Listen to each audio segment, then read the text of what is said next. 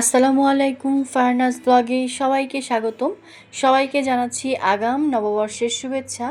পহেলা বৈশাখ মানেই বাঙালি ঐতিহ্য, আর পহেলা বৈশাখ হচ্ছে আমাদের বাঙালির সেরা উৎসব। তো এই সেরা উৎসবে যদি স্পেশাল থালা সাজায় যদি প্রিয়জনকে দেওয়া যায় তাহলে সবার কাছেই ভালো লাগে। স্পেশাল দিনটাকে আরও স্পেশাল করার জন্য মজাদার দুইটা রেসিপি নিয়ে হাজির হয়ে গেলাম। আপনাদের প্রিয়জনকে এমন মজার মজার রেসিপি কিন্তু পয়লা বৈশাখে আপনারা উপহার দিতে পারেন। ইলিশ মাছ না হলে যেন পয়লা বৈশাখ অসম্পূর্ণ থেকে যায়। তো সেই ইলিশ মাছেরই দুইটা মজার ইউনিক রেসিপি নিয়ে আজকে হাজির হয়ে গেলাম আপনাদের সাথে শেয়ার করার জন্য। গরম ভাতের সাথে এই ভর্তা একদম জমে যাবে। অসাধারণ স্বাদের এই ভর্তা, মানে এত মজা হয়। তো সেটাই আজকে আপনাদের সাথে শেয়ার করব। তো চলুন দেরি না করে আজকে স্পেশাল মূল রেসিপি পর্বে চলে যাই। আজকে মজার মজার দুইটা রেসিপি শেয়ার করব। দুইটা রেসিপি আশা করি আপনাদের কাছে ভালো লাগবে। তো এই যে মিডিয়াম সাইজের যে পদ্মার ইলিশগুলো, তো এগুলো কিন্তু সকাল করে একদম ভিজে দেওয়া হয়েছিল। মাছগুলো খুবই সুন্দর ছিল, আর মাছগুলো ভালো ছিল দেখে আমার রেসিপিগুলো কিন্তু দারুণ টেস্টি হয়েছে। তো মাছগুলো একদম সুন্দর মতো ছেড়ে দিছে। তো আমি মাছগুলো খুব সুন্দর করে এখন পরিষ্কার করে নিব রেসিপিটা বানানোর জন্য। তো মাছগুলো আমি একে একে আঁশগুলো ছাড়ায় তারপর টুকরা করে নেব। তো মাছগুলো কিন্তু খুব সুন্দর করে কেটে ধুয়ে আমি পরিষ্কার করে নিছি। তো এখন এটাকে ভাজা হবে। তো ভাজার জন্য এখন এটাকে মশলা দিয়ে মাখাবো। তো কী কী মশলা দিয়ে মাখাবো একে একে দেখতে থাকেন। তো আমি একটা প্লেটে নিয়ে নিলাম সবগুলো। একটু মচমচে করে ভাজতে হবে। তো তার জন্য এখানে পরিমাণ মতো লবণ দিয়ে দিলাম, সামান্য একটু মরিচ গুঁড়ো দিয়ে দিলাম। একটু ঝাল ঝাল রেসিপি হবে, তো তার জন্য একটু মরিচ গুঁড়ো অ্যাড করলাম। আর সাথে হচ্ছে পরিমাণ মতো হলুদের গুঁড়া। তো এগুলো দিয়ে এখন মাছটাকে খুব সুন্দর করে ভেজে নিব আমি ভালো করে মাখায়।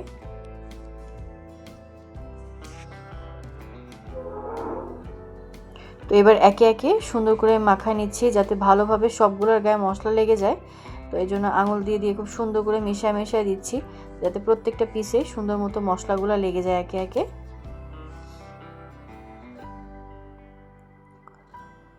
মাছটা অনেক ভালো ছিল। পহেলা বৈশাখ ইলিশ মাছ ছাড়া তো আসলে চলেই না। আর আমাদের বাঙালির সেরা উৎসবই হচ্ছে পয়লা বৈশাখ আমার কাছে যেটা মনে হয় আসলে। আর ইলিশ মাছ দিয়ে ইলিশ মাছ ভর্তা, কাঁচামরিচ, পেঁয়াজ, মানে একটা অন্যরকম একটা ভালো লাগা আর কি। খুব ভালো লাগে পয়লা বৈশাখের দিনটা, আসলেই অনেক অনেক ভালো লাগে। তো মাছটা কিন্তু সুন্দর করে মাখানো হয়ে গেছে। তো মাছটা ভাজার আগে যেটা করব আমি প্রথমে শুকনো মরিচটা ভেজে নিব। তো এখানে অনেকগুলো শুকনো মরিচ নিছি যেহেতু দুইটা রেসিপি বানাবো।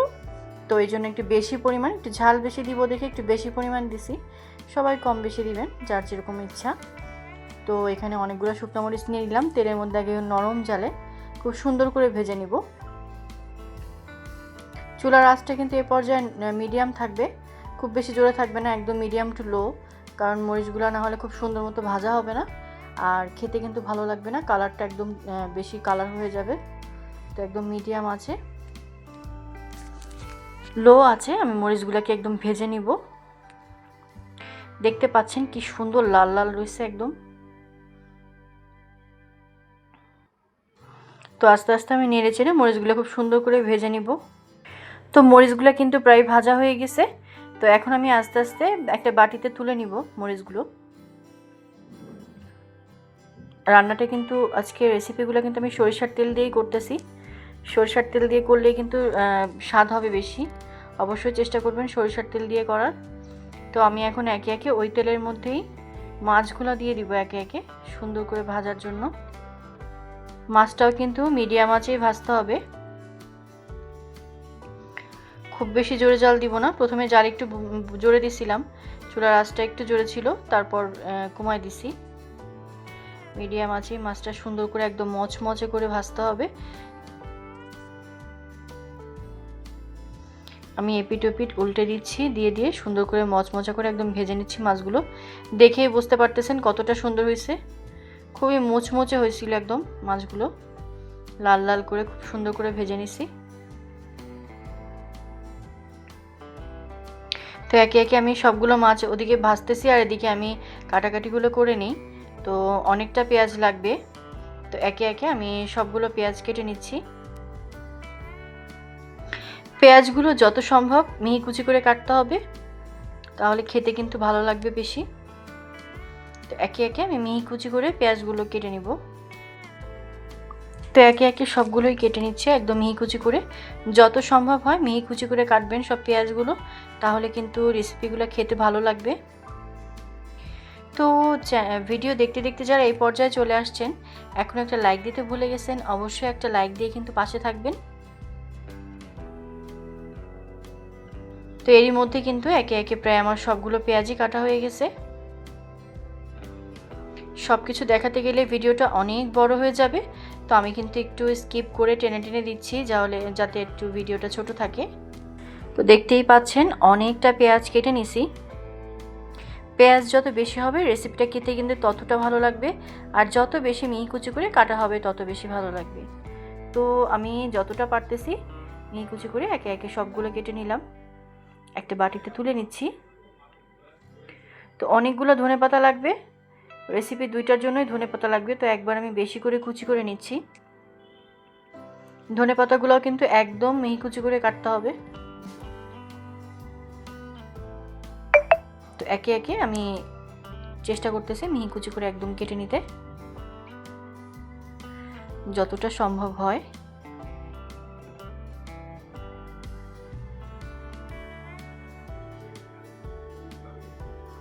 তো একে একে আমার সবগুলো ধনেপাতা কিন্তু কাটা হয়ে গেছে।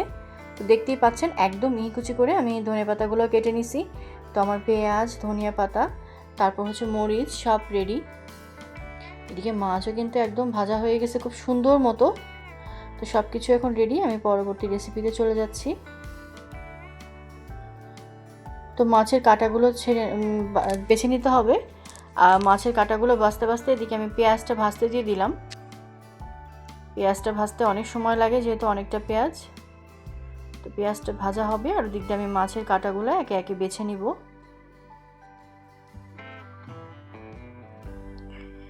তো এটা যেহেতু পদ্মার মাছ ছিল, খুব বেশি কাঁটা কিন্তু ছিল না, তারপরও যে বড় যে কাঁটাগুলো সেগুলো বেছে নিতে হবে। আর একদম যে ছোট মিহি কুচি করে মিহি যে কাঁটাগুলো, ওগুলো অতটা লাগে না মুখে, ওগুলো এমনি মনে করেন নরম থাকে।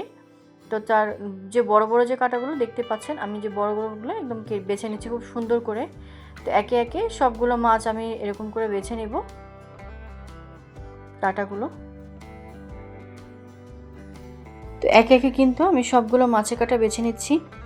এই রেসিপিটা এতটা মজা লাগে, মানে দুইটা রেসিপি দুর্দান্ত লাগে, আর গরম ভাতের সাথে তো খেতে জাস্ট অসাধারণ লাগে। আপনারা বাসায় একবার হলেও ভেবে ট্রাই করবেন। আমার রেসিপি দুইটা খুবই খুবই ভালো লাগে, আমি খাওয়ার পরে রিভিউ দিচ্ছি, অসাধারণ টেস্ট। তো মাছগুলো কিন্তু খুব সুন্দর করে আমার সব বাছা হয়ে গেছে কাঁটাগুলো। তো এবার আমি যে শুকনো মরিচগুলো ভেজে রাখছিলাম, তো দুইটা রেসিপির জন্যই আমি একেবারে ভেঙে নিব একসাথে। তো আমি যে হাত দিয়ে দিয়ে সুন্দর করে আমি ভেঙে ভেঙে নিচ্ছি, যেহেতু ভাজাটা খুব সুন্দর হয়েছে, তো তার কারণে কিন্তু একদম সুন্দর মতো মোচমোচে হয়ে গেছে, আর একদম মিহি করে একদম ভেঙে নিতে পারতেছি। তো পরিমাণ মতো লবণ দিয়ে আমি একবারে এটাকে মিহি করে নিচ্ছি। তো অর্ধেকটার মতো রেখে দিলাম, আর বাকিটা দিয়ে আমি রেসিপিটা বানাবো, অর্ধেকটা একটু বেশি দিয়ে, আর বাকি যে রেসিপিটা সেটা একটা বানাবো। তো প্রথম রেসিপিটাতে আমি চলে যাচ্ছি। পেঁয়াজগুলো দিয়ে দিলাম, শুকনো মরিচ, ভাজা শুকনো মরিচের সাথে। আর আমি ইলিশ মাছ যে ভাজছিলাম, তো ইলিশ মাছ ভাজা যে তেলটা ছিল, তো সেটাই দিয়ে দিচ্ছি। এটা দিলে কিন্তু দারুণ টেস্টি হয়, এই তেল দিয়ে কিন্তু ভাত খাওয়া যায়, অনেক মজা লাগে। তো আমি এই তেল দিয়ে দিলাম, দিয়ে সুন্দর করে মাখায় নিলাম। তো এবার যে আমি মাছ কাটা বেছে রাখছিলাম, তো সেখান থেকে অর্ধেকটা দিয়ে দিলাম। অর্ধেকটা দিয়ে এখন খুব সুন্দর করে মাখায় নিচ্ছি। ধনিয়া পাতাটা পরে অ্যাড করব। তো এবার পরিমাণ মতো আমি দিয়ে দিলাম ধনিয়া পাতা, দিয়ে খুব সুন্দর করে এখন সব কিছু মাখায় নিচ্ছি। ঘ্রাণে পুরো ভরে গেছে রান্নাঘরটা। এই ভর্তাটা যে এত মজা লাগে, চাইলে এতে একটু লেবু দিতে পারেন, তো আমার ছেলে তো লেবু খায় না এর মধ্যে দিলে, এই জন্য এইভাবে বানাইছি।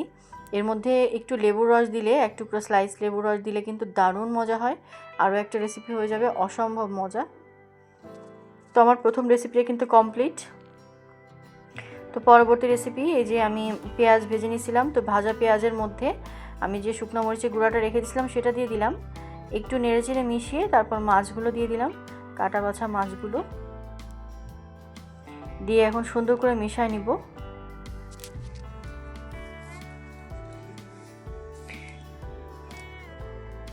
দারুণ মজা হয় এভাবে বানালে, আপনারা একবার হলে এভাবে ট্রাই করবেন। তো আজকের রেসিপি কেমন লাগলো অবশ্যই কিন্তু কমেন্ট করে জানাবেন, আর রেসিপিটি ভালো লাগলে অবশ্যই একটা লাইক দিয়ে পাশে থাকবেন, আর অবশ্যই আমার চ্যানেলটি সাবস্ক্রাইব করে সবাই পাশে থাকবেন। তো যেহেতু মাছ ভাজার সময় লবণ দেওয়া ছিল, তো সামান্য পরিমাণ লবণ জাস্ট খালি আমি অ্যাড করছি পেঁয়াজের জন্য, পেঁয়াজের পরিমাণটা বেশি তার কারণে একটু স্বাদের জন্য সামান্য পরিমাণ দিলাম, 1 চিমটি পরিমাণ। আর ধনিয়া পাতা পরিমাণ মতো দিয়ে দিলাম,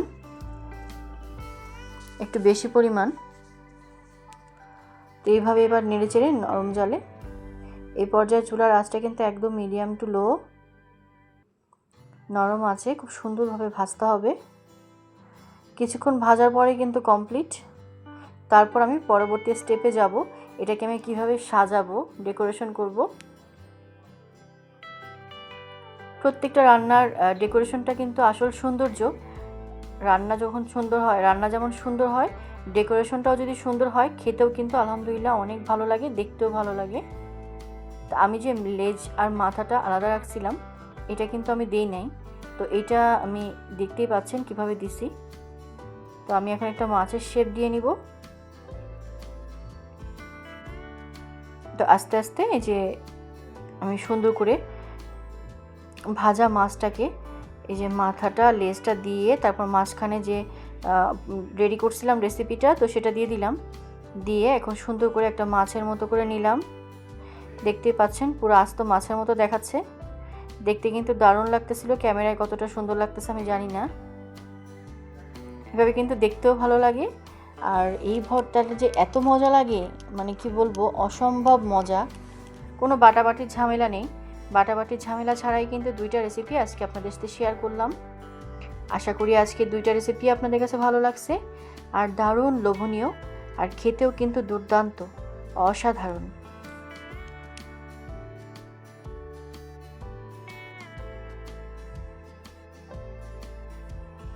তো দেখতেই পাচ্ছেন ভর্তার পাশে আমি ভাত দিয়ে আর যে রেসিপি করছে সাথে আলু ভর্তা। তো এরকম একটা সুন্দর প্লেট যদি আপনার প্রিয়জনকে পয়লা বৈশাখের দিন উপহার দেন, দেখেই কিন্তু মনটা খুশিতে ভরে যাবে। আর খেতে তো অসম্ভব মজা, মানে ভাত খেতেই থাকবে খেতেই থাকবে, তাও মনে হয় কি মুখে রুচি শেষ হয় না। মানে আমি কি বলবো, আমার এখনই মুখে পানি চলে আসতেছে ভয়েসটা দেওয়ার সময়, দেখেই এতটা মজা লাগছিল। আমি অনেকবার খাইছিলাম আর অনেকটা বেশি খাওয়া হয়ে গেছিলো। তো আমি 2টা প্লেট সাজানো দেখাই দিলাম। তো ওটা মাছ দিয়ে আর এটা এখন ভর্তা দিয়ে, এটা কিন্তু খেতে দারুণ লাগে। আপনারা বাসায় একবার হলো এই রেসিপি 2টা ট্রাই করবেন প্লিজ। তো সবাইকে আগাম নববর্ষের শুভেচ্ছা, নববর্ষ চলেই আসছে, তো আগাম নববর্ষের শুভেচ্ছা জানিয়ে আজকের মতো এখানেই বিদায় নিচ্ছি। আমার রেসিপিগুলো আজকে কেমন লাগছে অবশ্যই কিন্তু কমেন্ট করে জানাবেন। আর এইটা কিন্তু আমাদের গাছের মরিচ ছিঁড়ে এনে ডেকোরেশন করলাম, মরিচটা কিন্তু দারুণ মজা। তো আজকের মতো এখানেই বিদায় নিচ্ছি, সবাই ভালো থাকবেন। পরবর্তী রেসিপি দেখার আমন্ত্রণ জানিয়ে সবাইকে আল্লাহ হাফেজ, আগাম নববর্ষের শুভেচ্ছা, আসসালামু আলাইকুম।